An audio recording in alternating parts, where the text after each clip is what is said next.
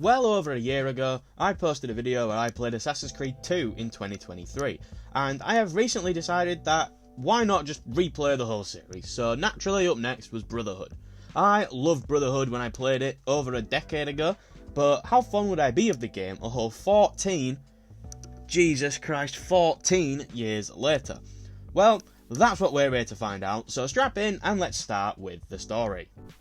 Assassin's Creed 2 was heavily a story about growth. We saw Ezio from his literal birth until he grows up to have a fist fight with the Pope. God, I love video games. As such, Ezio starts Brotherhood as a seasoned assassin, having matured significantly since the events of Assassin's Creed 2. His motivations are now driven by a sense of duty to protect the Brotherhood and the principles it stands for, rather than personal revenge as they were in the first game. The game explores his evolution from a lone avenger to a leader who must inspire and manage a group of followers, looking to him for inspiration. The game begins with an intense attack on Ezio's villa in Monteriggioni by the Papal forces led by Cesare Borgia. This really made me sad because I platinumed Assassin's Creed 2, so I spent so much time upgrading this place and it just gets ruined at the start of Brotherhood. It's not fair. It's just not fair. This event sets the stage for Ezio's quest for vengeance and justice against the Borgia family. The attack symbolises the ongoing struggle between assassins and Templars and forces Ezio to relocate to Rome, a phenomenal setting at that. Upon arriving in Rome, Ezio finds the city under Borgia control. He undertakes the task of rebuilding the Assassin Brotherhood, recruiting and training new members. This aspect of the game highlights Ezio's leadership qualities and his ability to inspire others to join the cause. We all know that Ezio's a charismatic guy. It's the main reason he's automatically a top 2 protagonist in the series and why he's the only one to get 3 games. That's why this inspirational leader role that he plays in Brotherhood is simply a natural evolution of his character. The central antagonist, Cesare, is depicted as a ruthless and ambitious leader. The rivalry between Ezio and Cesare drives the main narrative. Ezio's quest involves dismantling Cesare's influence over Rome by liberating districts, destroying towers, and assassinating key figures. Cesare is a great villain because above all else he's just a weirdo. He's rubbing booties with his sister for a start, but he's also an immature, egotistical crybaby. He doesn't have the depth that you would expect a villain nowadays to have. Character development has become a core aspect of narrative-driven games in recent years, as it should. It is the most interesting part of storytelling in my opinion. So it's definitely noticeable that Cesare is more of a pantomime villain, but at the same time, it was refreshingly nostalgic to be going up against a straight-up bad guy. We're the good guys. The incest midget is the bad guy. Let's tear down his empire. Throughout the game, Ezio reflects on his past and the sacrifices he's made. His journey is as much about personal growth as it is about defeating the Templars. He becomes more contemplative, understanding the broader implications of his actions for the future of the Brotherhood. Ezio's transformation into a mentor and a leader is a central pillar narratively speaking. The game emphasises the importance of building a community and the responsibilities that come with leadership. Ezio's motivations evolve from seeking personal revenge to pursuing justice for the greater good. This shift highlights the moral complexity of his character. His actions are driven by a desire to leave a lasting impact. The game examines how individuals can influence history and the importance of preserving ideas. The game explores the corrupting influence of power through characters like Cesare. It contrasts the assassin's quest for freedom with the Templars' desire for control. Ezio's story is a rich narrative of growth, leadership, and the ongoing battle between freedom and control as just mentioned. His journey from a vengeful assassin to a wise mentor encapsulates the game's exploration of themes and character development. If I was going to nitpick, I would say that I did not remember the ending of this game being so rushed. The last 3 or so sequences are so fast, cutting from random battles with Cesare with alarming speed. Whilst I was playing it this time around, I couldn't help but notice how segmented the story became by the end. Maybe they were rushed because they did change to a yearly cycle here, who knows, but it's definitely noticeable that after a certain point, you're kind of just railroaded to the end, narratively speaking. The combat system in Brotherhood builds on the mechanics introduced in the previous game to make it feel, above all else, just more satisfying. A cornerstone of the earlier games in the series, Counter Kill allows Ezio to parry and then instantly kill an attacking enemy with a well-timed button press. This mechanic makes combat feel fluid and responsive. A very important addition was chain kills, which enable Ezio to move seamlessly from one enemy to the next. creating a more dynamic and fast-paced combat experience. That's very easy to pull off, by the way, and also looks awesome. Being surrounded and just slithering from one enemy to another never really got boring for me. The core combat mechanics, particularly the counter kill and the chain kills, remain fluid and satisfying even today. The ability to smoothly transition between enemies during combat holds up well. Modern action games, including the more recent Assassin's Creed games, often feature more complex combat systems with deeper mechanics, intricate combo systems, skill trees, and more diverse enemy behaviour. Brotherhood can feel simplistic by comparison. The enemy AI is often very predictable and only attack you one at a time. It's less challenging than that of more recent games, where AI behaviours are more varied and adaptive.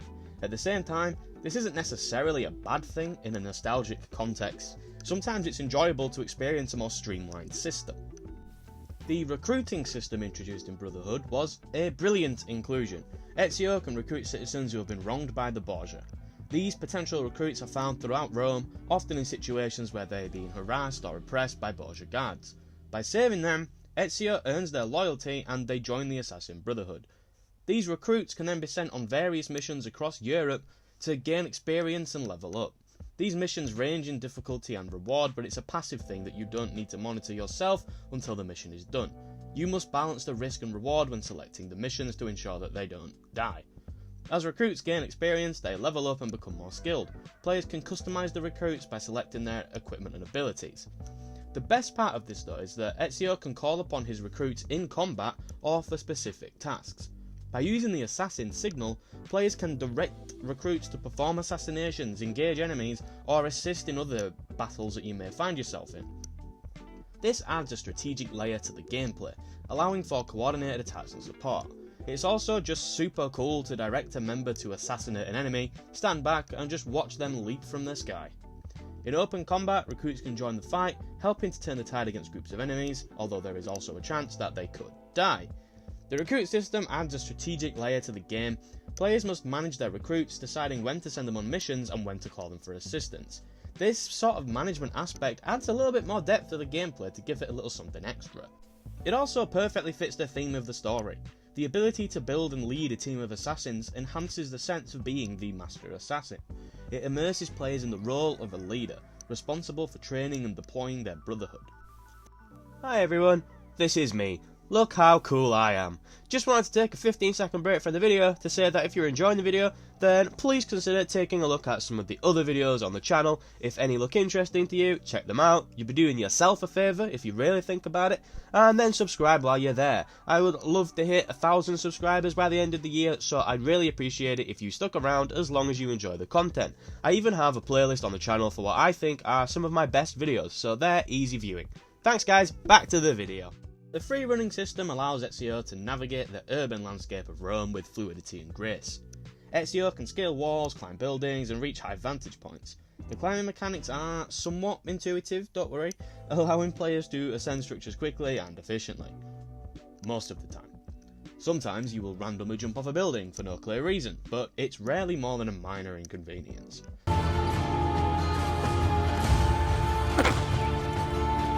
The game introduced smoother and more realistic animations compared to 2, making Ezio's movements appear a bit more natural.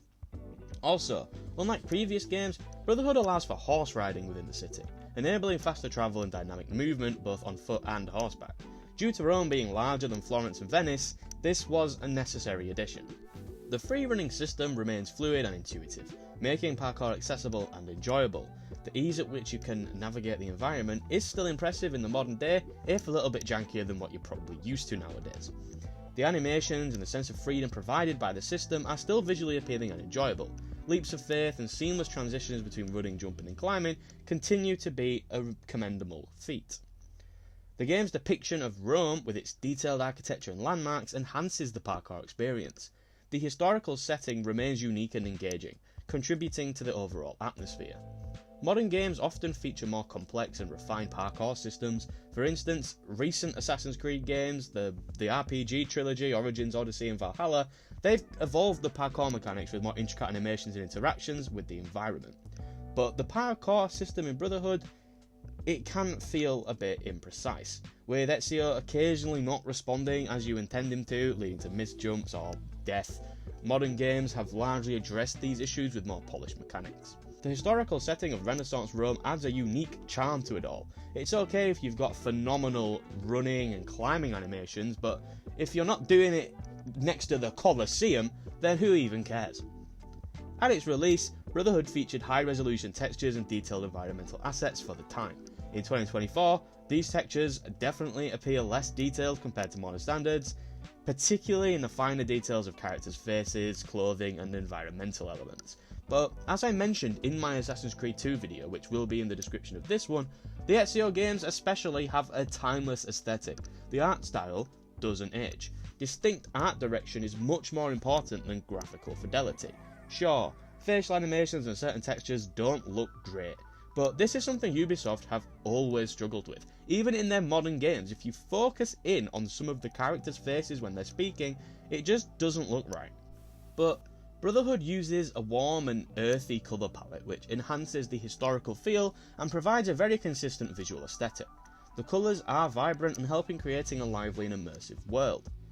Assassin's Creed Brotherhood was a brilliant game in 2010. It's now been 14 years, again, Jesus Christ, since its release now. Playing the game recently, I still found it immensely fun. The story expands on Ezio's character, and whilst the villain is a bit two-dimensional, the story is still a hugely enjoyable ride to be on. The combat is streamlined for sure, but it's still fun, with silly animations and smooth controls. The parkour can be frustrating, but it still works. The textures may seem outdated, but the art style holds up. Assassin's Creed Brotherhood is still a fantastic game in 2024.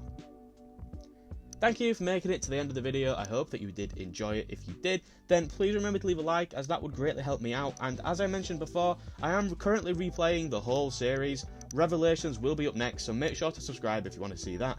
Even if you're not that into Assassin's Creed, I do videos on bloody everything else too, so you might as well subscribe. But that is all for now. Have a nice day, and goodbye.